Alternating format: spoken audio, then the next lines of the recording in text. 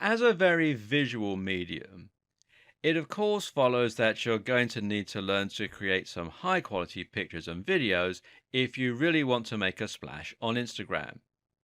There's definitely an art to this, and we're not going to be able to turn you into a pro photographer overnight. But there are certainly a few things that we can do to help.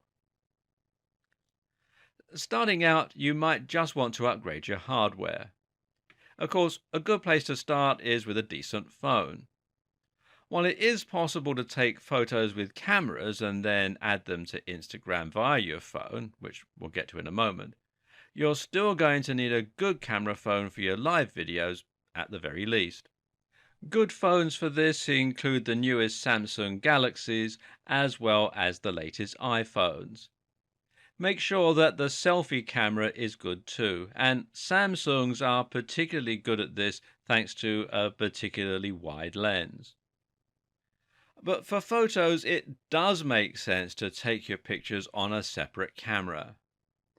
If you can afford to get yourself a DSLR camera, or at least a mirrorless camera, then you'll find that you can take a significantly higher quality of photo and then use this to create the kind of professional sheen that otherwise wouldn't be possible. There are a few other peripherals that you can get to help you along the way as well. One is some form of lighting, such as a softbox. For video and for photographs, having great lighting can make a massive difference to your picture quality. Meanwhile, you might also want to consider getting a lavalier microphone, also known as a lapel mic or a tie mic, to plug into your phone, which will greatly enhance your audio quality. For non-live video, you can use a Blue Yeti mic or another freestanding microphone for video that you upload later on. As you can see, you can pick these up on sites like eBay without having to spend a great deal of money. Software can also make a big difference. I highly recommend the app Pixlr for making collages of your photos, and you can download it from Pixlr, which is pixlr.com. But you should also consider getting some photo editing software for your PC. Photoshop is, of course, the big one, and you can read more about it at adobe.com/products/photoshop.html. And at the time that I'm making this video, there is a free trial offer. But you can also do as well with something like GIMP, which you can download for free from gimp.org. And this is just as good as Photoshop for most of the things that you'll want to do on Instagram.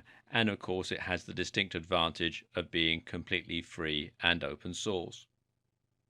Perhaps more important than hardware and software, though, is the wetware, the person behind the camera. There is definitely a skill to taking great photos and videos, and this is something you'll learn with time. I'm not going to go into how you can achieve certain effects like macros here. That's up to you to learn, and I highly recommend you take a photography course if you want to get good at Instagram.